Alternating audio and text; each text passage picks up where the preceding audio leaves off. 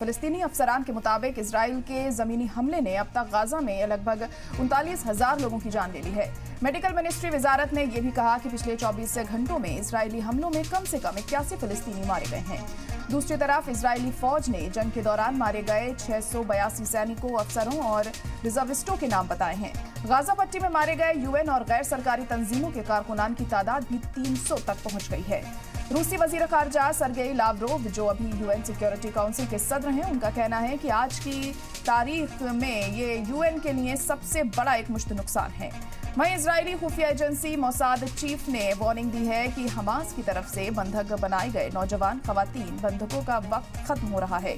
Hebrew media के मुताबिक David बानिया ने सिक्योरिटी कैबिनेट की मीटिंग में कहा कि उनके पास नए बंधक मुआहिदे का ब्लूप्रिंट का इंतजार करने का वक्त नहीं है। उन्होंने कहा कि तजवीज में कई हफ्ते लग सकते हैं और कैद में रहने वाली लड़कियों के पास चर्चा के तहत बदलावों का इंतजार करने का वक्त नहीं है। हालांकि ये वाज़ेह नहीं हुआ है कि मोसाद चीफ ने खास तौर पर खवातीन पर ध्यान क्यों मरकूज किया है, लेकिन मीटिंग में मौजूद दूसरे लोगों ने भी एक से ज्यादा वजूहात का हवाला देते हुए फौरन मुआहिदे की जरूरत की हिमायत की। खुफिया वजीर गिला गैमलील ने फिक्र जाहिर की कि हो सकता है कि खवातीन बंधकों के साथ कैद में इस्तेहसाल किया गया हो। गैमलील समेत वुज़रा ने पीएम बेंजामिन नेतन्याहू पर कौमी सलामती वजीर बेन गुइर और वजीर खजाना बेजेल स्मोट्रिच की धमकियों को नजरअंदाज करने का दबाव डाला है। वो दोनों ही हमास के खत्म होने के पहले जंग खत्म करने वाले किसी भी मुआहिदे की मुखालिफत करते हैं।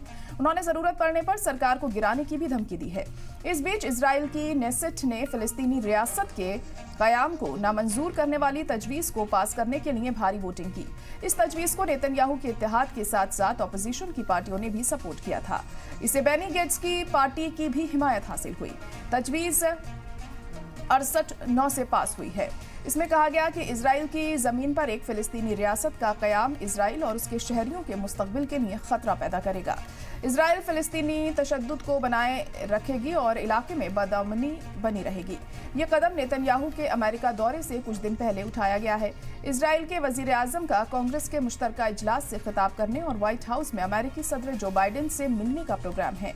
इस नई तजवीज से डेमोक्रेट्स के बीच कशीदगी और बढ़ने के इम्कान हैं, जो 2 स्टेट थ्योरी की हिमायत करते हैं। ब्लू कैंप इजराइल के लिए अपने लंबे वक्त से चली आ रही हिमायत और गाजा में इजराइल के ऑपरेशंस की मजम्मत के बीच बटा हुआ है।